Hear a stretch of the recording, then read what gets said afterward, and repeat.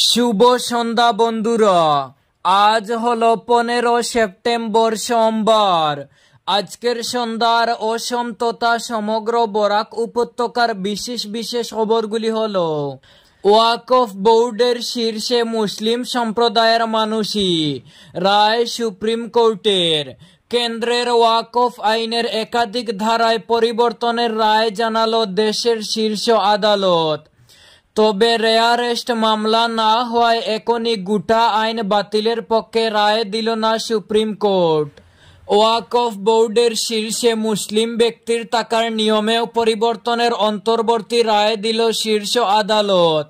ওয়াকফ আইনের একাধিক ধারায় ধর্মীয় অধিকার লঘু করার দাবি জানিয়ে গোটা আইন খারিজের আবেদন করা হয়েছিল সুপ্রিম কোর্টে।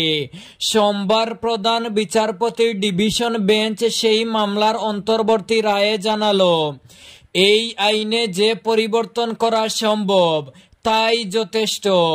বিরলতম না হওয়ায় গোটা আইন বাতিলের প্রয়োজন নেই।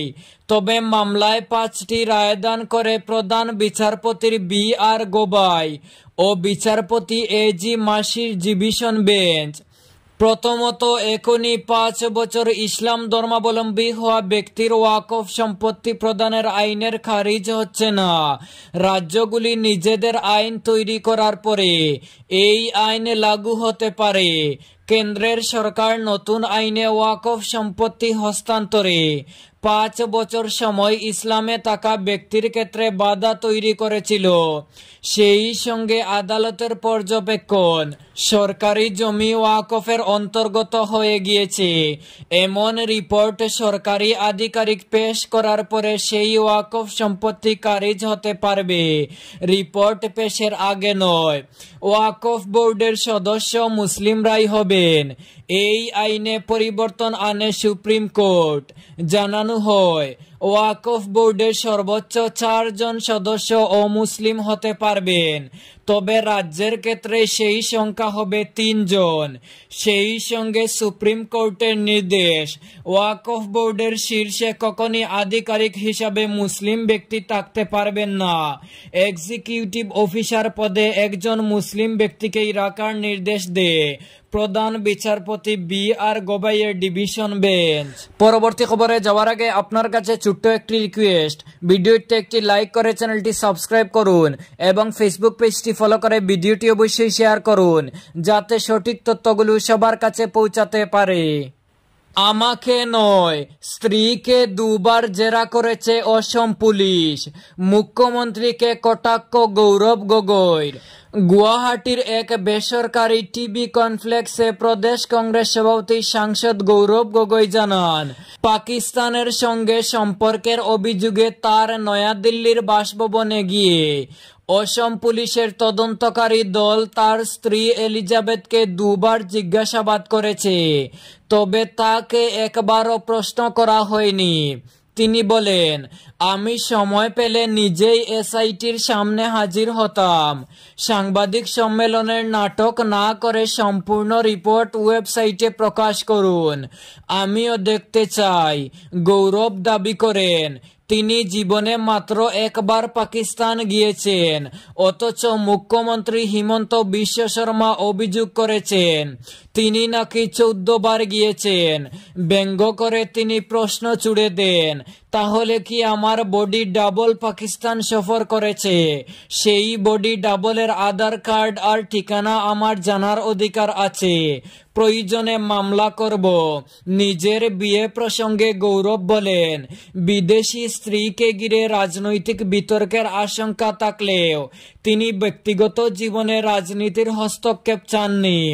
অসমীয়া সমাজ প্রগতিশীল, তাই এলিজাবেথকে আপন করে নিয়েছে, মেখলা চাদর পরাও শিখে নিয়েছে। তিনি আরো দাবি করেন, অনেক অসমীয়া বিদেশি নাগরিককে বিয়ে করছেন বা বিদেশি নাগরিকত্ব গ্রহণ করেছেন, তাতে তাদের অসমীয়া পরিচয় কাটও হয়নি। শ্রীভূমি জেলায় জমিয়ত উলামার নবগঠিত কমিটি ঘোষণা।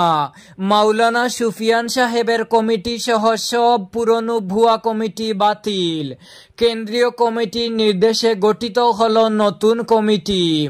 শ্রীভূমি জেলার বদরপুর মালুয়ায় রবিবার নবগঠিত করিমগঞ্জ জেলা জমিয়ত উলামার এডক কমিটি বর্ধিত সভা অনুষ্ঠিত হয়। কাছাড় জেলা জমিয়ত উলামার সভাপতি মাওলানা মাহমুদুর রহমানের সভাপতিত্বে এই সভায় রাজ্য জমিয়ত উলামার নির্দেশে জেলার পূর্ববর্তী একাধিক কমিটিকে ভেঙে দিয়ে নতুন কমিটির হাতে দায়িত্ব অর্পণ করা হয়। এদিন উপস্থিত ছিলেন রাজ্য জমিয়ত উলামার সাধারণ সম্পাদক মাওলানা আব্দুর রশিদ কাসিমি, উপসভাপতি মাওলানা মাহমুদুল হাসান, দ্বীনী তালিমি ও তরফি বোর্ডের সাধারণ সম্পাদক মুফতি মুজাহিদুল ইসলাম, অধ্যাপক হেলাল উদ্দিন লস্কর সহ প্রমুখ রাজ্য নেতৃত্ব। নতুন কমিটির সভাপতি নির্বাচিত হয়েছেন বাগবাড়ি মাদ্রাসার মাওলানা ফুরকান আহমেদ, সাধারণ সম্পাদক মাওলানা মঞ্জুর আহমেদ, কোষাধ্যক্ষ হাজিজ আব্দুর রহিম, যুগ্ম সম্পাদক মাওলানা আলাউদ্দিন, সহ সম্পাদক মাওলানা বদরুল হক, মাওলানা শুয়াইব আহমেদ ও মাওলানা অজিহ উদ্দিন। উপদেষ্টা হিসেবে রয়েছেন মাওলানা আব্দুর রশিদ কাসিমি, মুফতি মুজাহিদুল ইসলাম কাসিমি ও অধ্যাপক হেলাল উদ্দিন লস্কর। সবাই বক্তারা জানান, জেলার জমিয়তের ভেতরে চলমান দ্বিধাদ্বন্দ্বের অবসান ঘটিয়ে এক ঐক্যবদ্ধ কমিটি গঠিত হয়েছে। নতুন নেতৃত্বে সংগঠনের সাংবিধানিক পথ অনুসরণ করে সামাজিক ও শিক্ষামূলক কার্যক্রম এগিয়ে নিয়ে যাবে এবং প্রয়োজনে ভবিষ্যতে আরো সদস্য অন্তর্ভুক্ত করা হবে। 2 শিশুকে হত্যা করে চরমপন্থা মায়ের, নির্যাতনের অভিযোগ। স্বামীর নির্যাতনে অতিষ্ঠ হয়ে 2 সন্তানকে হত্যা করে চরমপন্থা বেছে নিলেন মা। এই করুণ ঘটনাটি সংঘটিত হয় মেঘালয়ের টপ সেম সিমেন্ট কোম্পানির আবাসনে। মূলত মৃত মহিলা কাছাড় জেলার বর্তৈতলি গ্রামের বাসিন্দা। এ ঘটনায় গোটা অঞ্চলে নেমে এসেছে গভীর শোক। মৃতরা হলেন রিপা দাস, বয়স 24, তার জ্যেষ্ঠ কন্যা অর্পিতা দাস, বয়স 5 বৎসর এবং 6 মাসের শিশু পঞ্চমী দাস। পরিবার সূত্রে জানা গেছে, রবিবার দুপুরের আহার শেষে স্ত্রী ও সন্তানদের বাড়িতে রেখে কাজে বের হন স্বামী অর্পণ দাস। সন্ধ্যায় বাড়ি ফিরে এসে তিনি রিপা দাসকে ঘরের আড়ার সঙ্গে ঝুলন্ত অবস্থায় দেখতে পান। পাশাপাশি 2 কন্যা সন্তানকে মৃত অবস্থায় পাওয়া যায়। ঘটনার পর প্রাথমিক তদন্তে এটিকে আত্মহত্যা হিসেবে অনুমান করেছে পুলিশ। তবে শিশুদের মৃত্যুকে কেন্দ্র করে স্থানীয় মহলে উঠেছে নানা প্রশ্ন। এদিকে অর্পিতার বাবা রতন দাস অভিযোগ করে বলেন, তার মেয়ে দীর্ঘদিন ধরে স্বামী অর্পণ দাসের শারীরিক ও মানসিক নির্যাতনের শিকার হয়ে আসছিল। মৃত্যুর কয়েক ঘন্টা আগেই রিপা ফোনে তাকে জানিয়েছিল স্বামীর অত্যাচারে অতিষ্ঠ হয়ে সে বাড়ি ফিরতে চায়, কিন্তু বাড়ি ফেরার আগেই এই চরমপন্থা বেছে নেয়। এই হৃদয় বিদারক ঘটনায় বড়ইতলী ও কাটিগড়া অঞ্চলে নেমে এসেছে গভীর শোকের ছায়া। কৃত্রিম বন্যায় ভুগছে বদরপুর, জনজীবন বিপর্যস্ত, প্রশাসন নীরব।